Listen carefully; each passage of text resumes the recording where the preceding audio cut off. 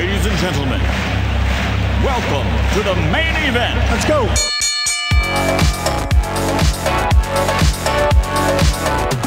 Round one, fight. Thank you for tuning in to the Crypto Street Podcast. Here are your hosts, Killer Whale, Prince, and Crypto Dale. And remember to tip your waitress. Welcome, everybody. Another episode of Crypto Street Podcast. We are recording this on Wednesday, August 8th. This should be out on Friday by the time you guys hear us. So here, as always, with my buddy Prince. Prince, how you doing, bro? Not too bad, not too bad. Wondering when we're going to get Dale back on with a proper mic, but, you know, that seems to be a big mystery. So otherwise, though, you know, I'm just living, surviving this market. For anybody who was on the live stream yesterday, Dale was having some mic issues that are continuing to today. So sitting this one out, but Dale's still here. He wishes he could be with us, I'm sure. But we're gonna try to do this just the two of us. So we're getting kind of used to it at this point, though. Yeah, at this point, it's getting pretty normal. So we're getting a little better. But anyway, our guest today is the founder of Cornucopia, Carsten Klein. Carsten, how you doing, man? Great, and thanks for inviting me on the show. Of course, happy to have you. So the way we start pretty much every episode with the guests is just kind of get into your backstory, tell the audience what brought you to this point, go through your career a little bit. Sure. So I'm really kind of like a Wall Street guy. I started on Wall Street in 2002. I was a FINRA licensed broker in 2003, and I basically did that for almost 15 years. In 2012, well, actually 2011 was the first year I did a pre-IPO transaction. And then in 2012, I transitioned my entire business over to strictly doing pre-IPOs just because the space is much easier to deal with for both me and the clients. And I've been doing that ever since. So I've been doing pre-IPOs for about 6-7 years now. Okay, and for anybody who doesn't know about Cornucopia, kind of give them a high-level overview of what the platform is, what it aims to achieve, maybe some unique features, just kind of a broad overview of what we're working with here. Sure. So what Cornucopia does is it opens up the pre-IPO space to the crypto space. So, you know, historically, if you wanted to buy one of these companies or deal in the pre-IPO space, you had to be, number one, accredited. And obviously, number two, you had to deal with high transaction amounts to get involved in the space. So what I really wanted to do when I got involved in crypto, and, you know, I love the crypto space, and I said, you know what? No one else is doing this. Plus, I think, you know, I wanted to open this up to everyone, not just the accredited investors. And that's why we created Cornucopia. So basically what Cornucopia does is, as a Cornucopia token holder, you're going to dictate to me what I should do with Cornucopia's funds. So through the Ignite ratings platform, you're going to be able to log onto their system. You're going to be able to communicate with the other Horn token holders. And then as a community, as a hive, you're going to be able to say, hey, Carsten, look, we all love, you know, Airbnb. We all love DD. And then I would go out and facilitate the transaction. Then the Cornucopia index would own those shares. And then obviously the plan is to have those transactions be profitable. When they're profitable, we return half of the profits to the token holders that participated in the rating. 30% goes back into the index so that this way the index continues to grow. And then obviously, hopefully, it just keeps getting bigger and bigger and bigger. Obviously, the more money that we have in the index, the more money we make. And that's, you know, that's the whole idea and the premise of Cornucopia. Maybe go into a bit into the pre-IPOs, because I imagine we'll have a lot of listeners who might not actually even have an idea what that really entails and all that stuff. So maybe break that down. Sure. So an IPO is when a company goes public, right? It's basically when a company transitions from being private to trading on the NASDAQ, trading on the New York Stock Exchange. Any time before that is considered pre-IPO. It's kind of the analogy I've started using. It's a little bit like an ICO and a pre-ICO, where, you know, the ICO date is kind of the official launch of the token. Right. So what a pre-IPO is basically from day one when a company gets formed. And the fundamental problem is that in most of the transactions we do, we get the shares from employees. So, if you've been an employee of Palantir, for example, the company's been around for 15 years. Yeah. They haven't gone public. There's nothing you can do with your shares, right? So that's where I come in. I come along, I buy the shares from you with obviously the goal of buying them at a major discount, well below even the IPO price. And that's why, the big money gets made in the pre-IPO space. Right. And, that's it. And just very quickly too, the problem is too, because these companies are waiting so long to go public, you've got all these frustrated employees a lot of times going, I want to cash out. I got to buy a house. Guys are getting divorces. Girls are getting divorces. I mean, all kinds of stuff is going on in people's lives. They can't wait for these things to go public. Yeah, I mean, not necessarily cheap, but the point is, we get good. The plan is obviously always to get a major discount to what we perceive the IPO price is going to be. There's no guarantees, but we do our best. Yeah, it's funny watching. I mean, the story just came out today about Tesla, or not today, but I think it was yesterday perhaps, about Tesla perhaps going private. And a lot of companies are choosing to either stay private or go private because it's better off for them. Because when you go public, yeah, you get a lot of capital, but you also have to answer to shareholders every single quarter. And if you're not delivering results really quickly, I mean, they punish you for it, even if it's not necessarily in the best interest of the long-term health of the company. So I think one of the things that crypto allows is a product like this where you can, create an incentive system where it allows people to get exposure if they can't get exposure, and it allows liquidity for people who don't have liquidity. So I think it's a really good product, and it's interesting how it works in with the Ignite Ratings platform, which we've interviewed in the past.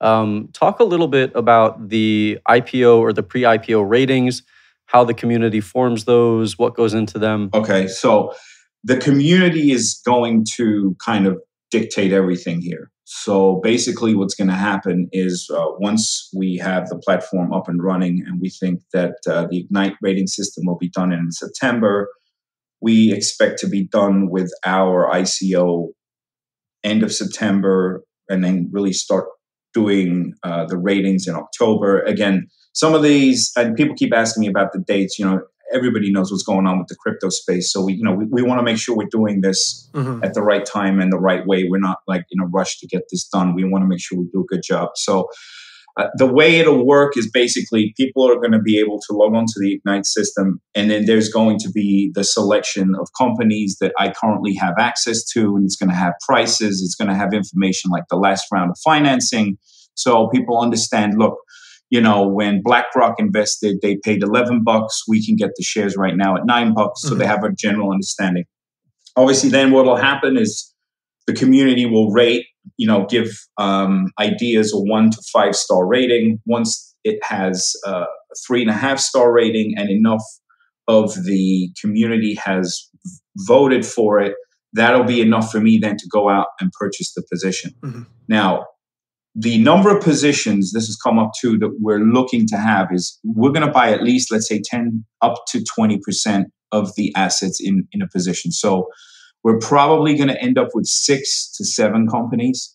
And the reason we're going to end up with 6 to 7 companies is because I don't want to put 20 companies in there, because you put 20 companies in there and then you have one that's a winner. Yeah. It doesn't have a meaningful impact. Yeah. Plus, we're kind of buying these with the intent to kind of get lucky with the timing of the IPOs. So it's also not the crypto space where there's 20 new ICOs coming out every single day. And, there's an endless basket of companies to choose from. So, I'd probably say, if people say, Carsten, which companies do you think we'd end up with?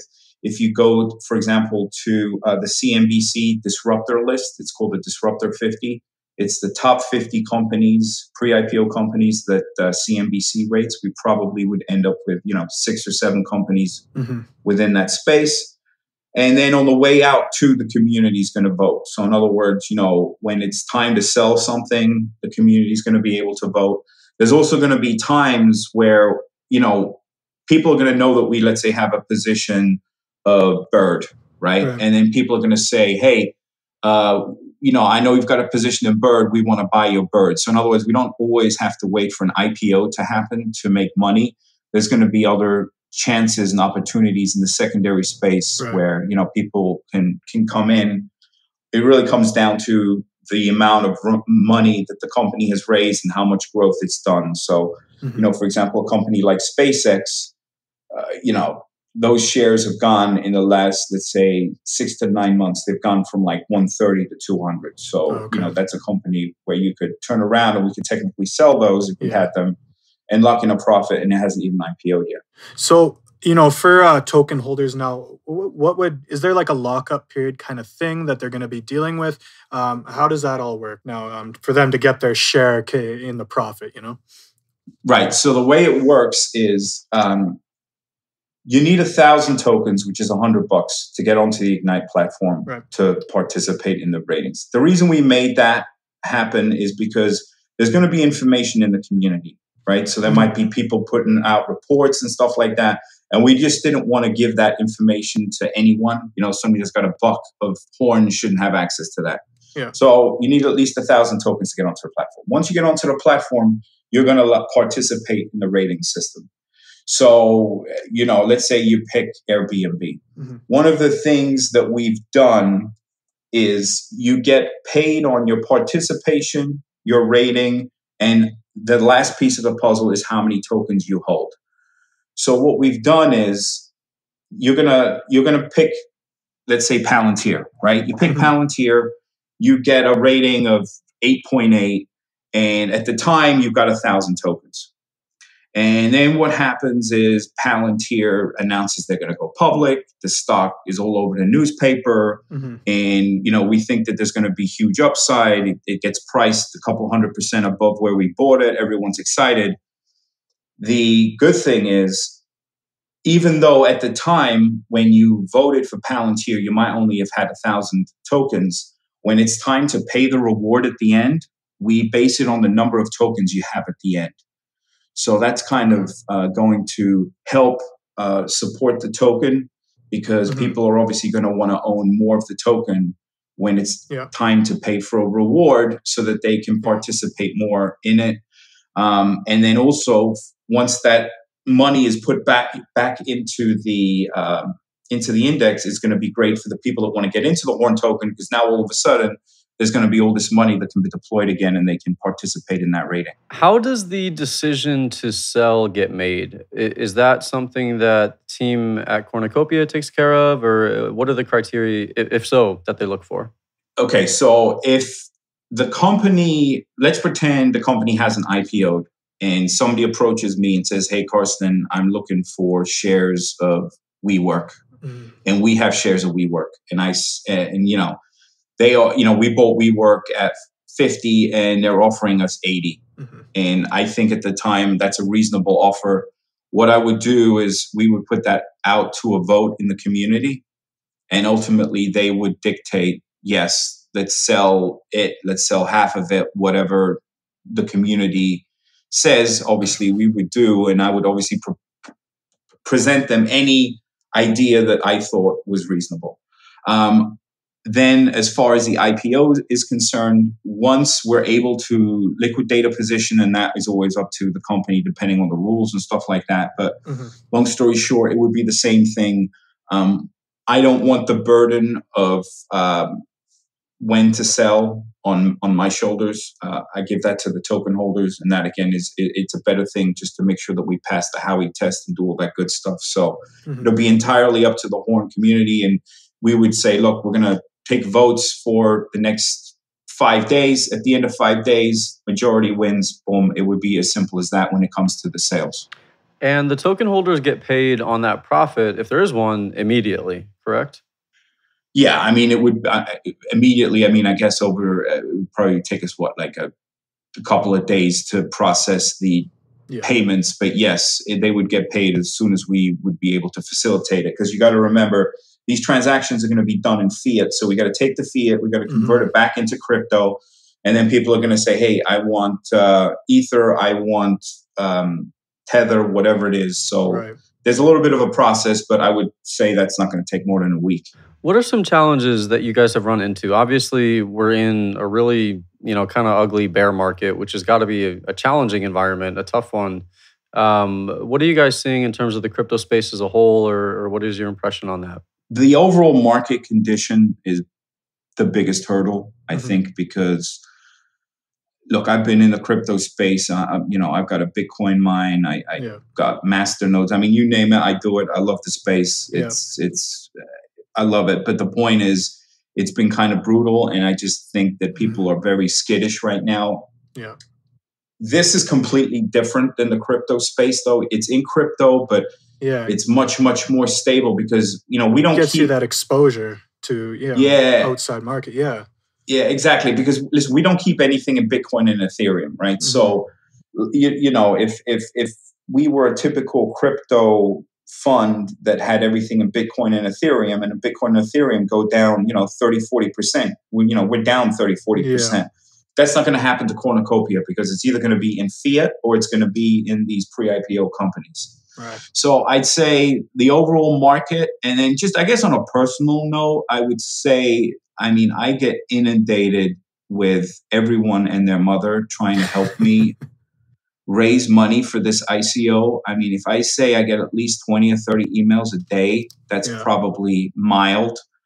The number of people that I guess are trying to send me messages on Telegram, like, people coming on saying, I've gotten 10 messages on Telegram from, Sopo Man, like, and everyone else, and it's complete horseshit. And, but I guess those two things. And that's something I think Novogratz actually tweeted about today was that, he's noticed it, like, sure, the market itself, the coins are getting crushed right now, but when it comes down to these, the ICOs, the private markets in a sense, says it's booming and it's not slowing down right now. So it's kind of an interesting thing right now. Yeah, no, it's again, for me, it's just getting it in front of the right people. So, I think if we could tell the entire crypto space world in one go about this, I think we could raise hundreds of millions of dollars, but it's you got to get through that barrier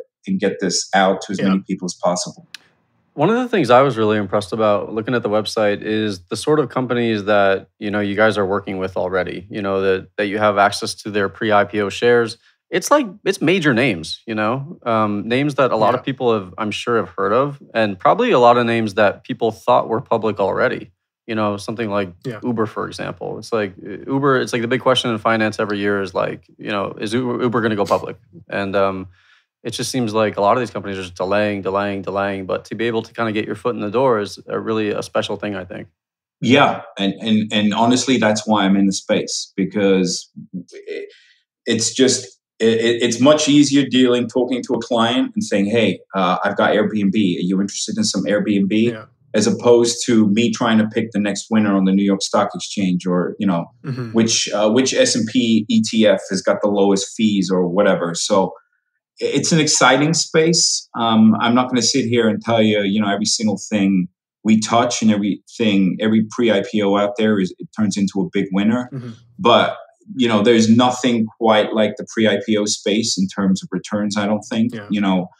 A company like DocuSign, that was, we had DocuSign as low as $12 and, that's around 56 now. So, they're big returns potentially on big names, with a lot more stability, I think, than the crypto space. And I always thought it was a little messed up that,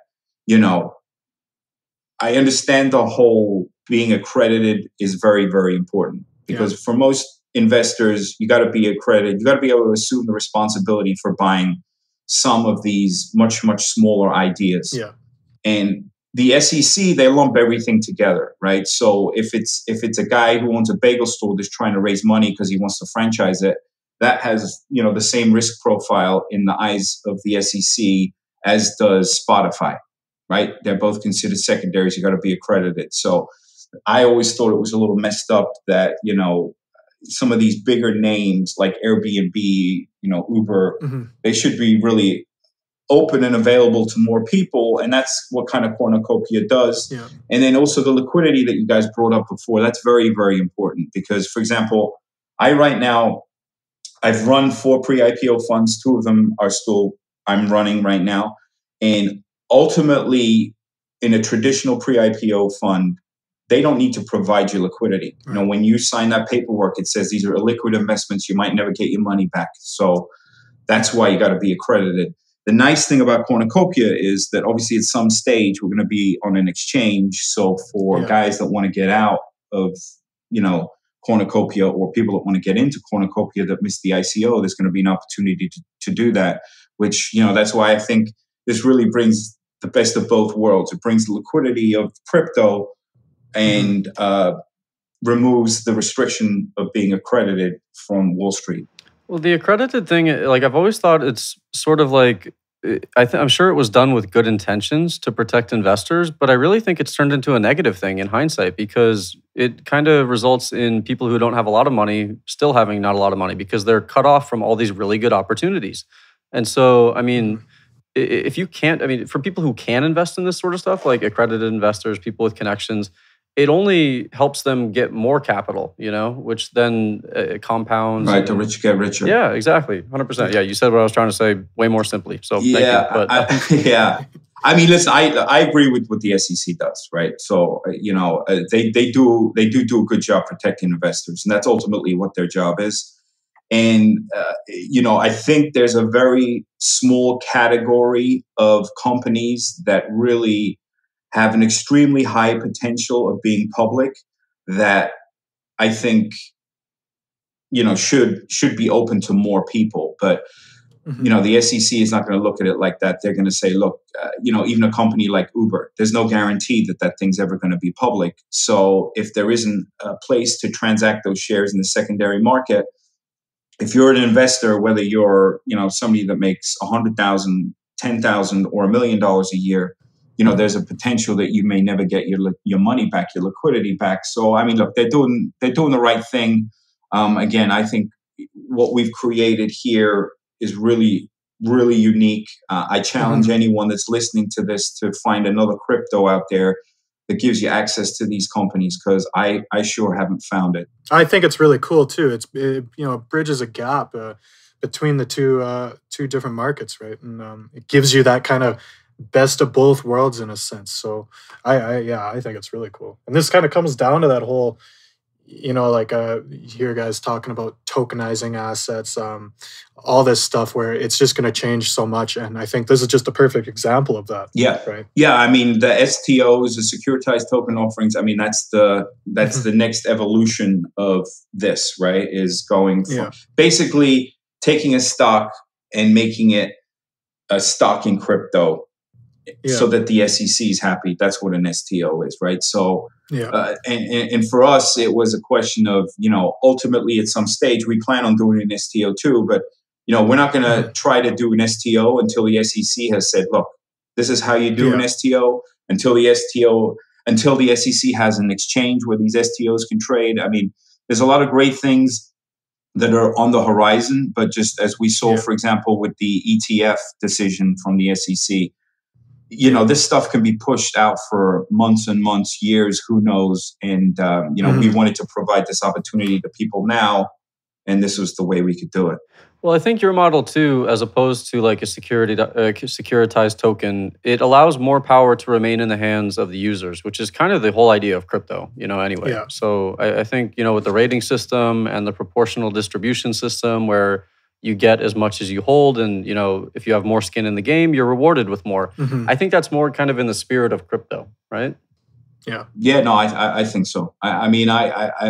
I was very fortunate I consider myself very fortunate to work with the Ignite team, and the way we actually ended up meeting was probably about 4 years ago. They were talking to me because they were heavily involved in the pre-IPO space. We were doing some pre-IPO deals, and that's how I met Ignite. And then 2 years later, they started talking to me about the crypto space, which, they were doing with the Ignite. And that's kind of how we got together and said, hey, this would be cool to do. And obviously the nice thing is their platform is built to do exactly this. So it's not like, that's another great thing about Cornucopia. We don't have to build something here. There isn't a question of, is this going to work? Because this works on Wall Street every single day. So this is something, as far as the pre-IPOs are concerned, it's something that happens every single day. This works. and they're providing the technology piece of the puzzle. So that's the nice thing. Yeah, I think you guys in Ignite, it's sort of like bread and butter, peanut butter and jelly. I think it's just a kind of a natural fit, which I'm sure has been nice. And one of the things I like most about the Ignite platform, for anybody who doesn't know, is the ratings get rated themselves. So the quality of the ratings, is taken into account. And I think that's super important because it's lends more credibility. I'm sure there's so many news sources out there. It's like, which ones can you trust? Are people being honest and unbiased? And that's harder and harder to find. So I think a platform that addresses that is very important to the space. Yeah, no, it's a great platform. I mean, I've seen the beta version. So, like I said, they're very, very close to launching the finished product. And obviously, besides themselves, we're going to be the first ones on there. So we're excited. Well, we're going to go ahead and wrap it up, Carsten. We really appreciate you being on. Yeah. Is there anything else you want to leave with the listeners? Maybe important dates to look out for, where they can find more information about you guys? Yeah, I mean, the best thing for everyone to do would be to go to the Cornucopia.io website and put their email address on there, because we're going to obviously keep those emails in the loop, the closest, that and the Telegram group. We also have a Korean Telegram if anyone listening is interested. And, as far as the dates are concerned, it's just, we're trying to work around what's going on in the overall market with trying to time this because, we don't want to time this and have, Bitcoin be tanking down to 4,000. Yeah. You know what I'm saying? I mean, that's just not going to be good for most people. So, we're pretty much ready to go. We have a whole bunch of marketing that we're going to do when we are ready to go. So, I would just tell people to stay tuned, and we're just trying to time it here. That's why we haven't made those dates official yet. Cool. Well, thank you again, man. We really appreciate it. I'm sure the listeners are going to be interested in this. So, everybody, check them out, Cornucopia.io for more information. Carsten, thank you again, man. Have a good night. Thank you. Thanks so much for having me on here. Later, everybody. Bye-bye.